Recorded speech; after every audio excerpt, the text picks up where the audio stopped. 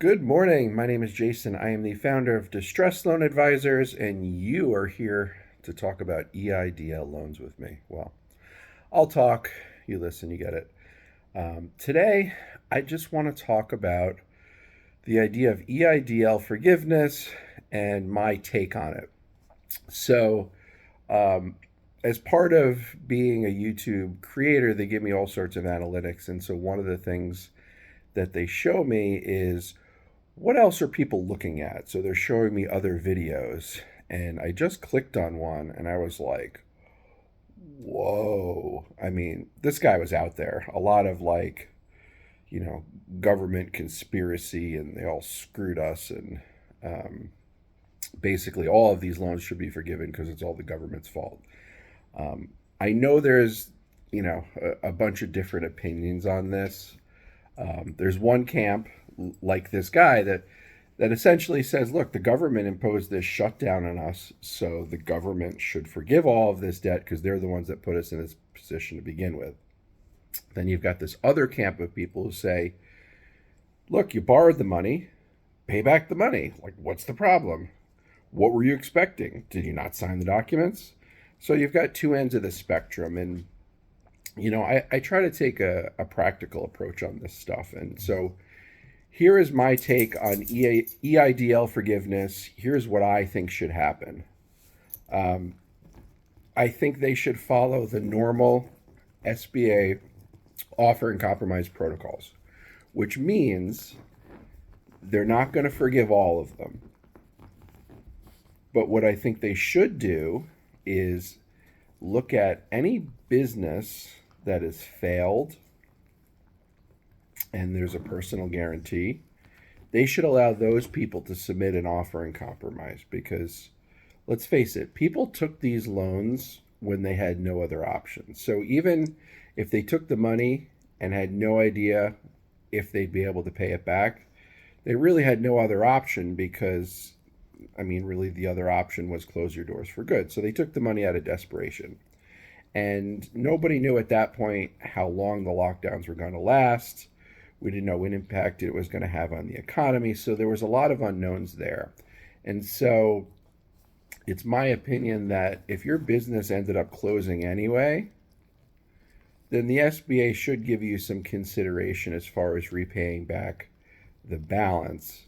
And of course, when I talk about, some consideration about repaying the balance, I'm really talking more about the personal guarantee side of things.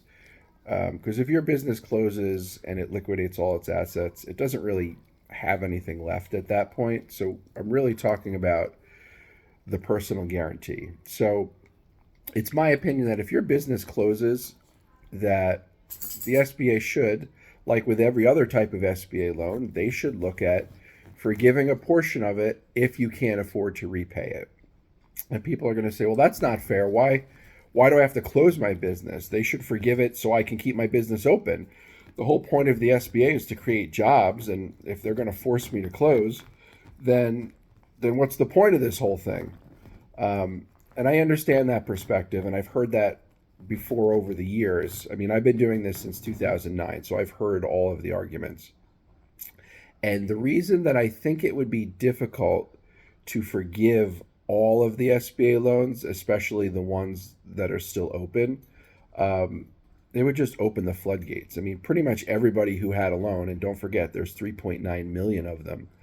Everyone who had an SBA loan at that point would apply for forgiveness because it's kind of like, well, why not, right? Throw it against the wall, see if it sticks. And I think it would be overwhelming for them. I think it would take years to get answers. So that's why I think it would be difficult to offer forgiveness to businesses that are open and operating, because it's very difficult to prove when you're talking about small businesses. These are, internally prepared financials that they'd be giving, which means anybody can lie essentially. We're not talking about audited financial statements. So you have to believe that a fair number of people would just fabricate statements and say, look, I can't afford to pay this. Look at my numbers show. But again, verifying that information would be so very difficult. So that's my take. I really I sympathize, or I can see the value in both arguments. On one hand, this government, lockdown of the country was, they're trying to just keep people alive, right? We had this virus, nobody knew what to do. And so, it wasn't like they were intentionally trying to kill businesses, but at the same time, this horrible thing did happen through no fault of any business owner. And, they were kind of just stuck with it. And so, in that respect, I do have sympathy because, that's not something that anybody plans for. There's no way you can plan for that. So that's why I think the SBA should also have some sympathy for certain situations. Now, on the other side, you have people say, well, these loans were never given with the intention of being forgiven. So, in other words, you signed the loan documents, right? Like, they put the money in your account. After you signed the documents, it said, I will repay it at this interest rate, at this payment, over this period of time, for this collateral.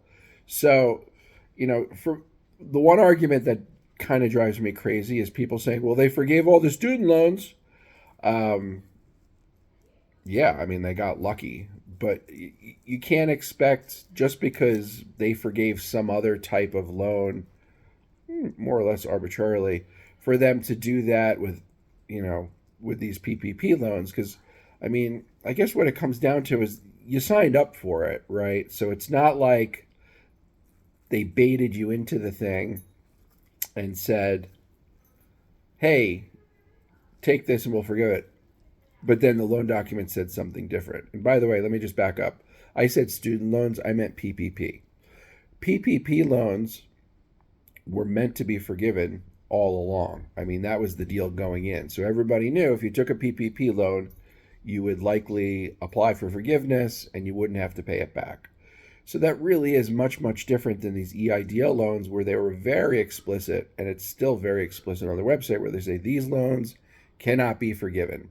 I think at some point they should change that.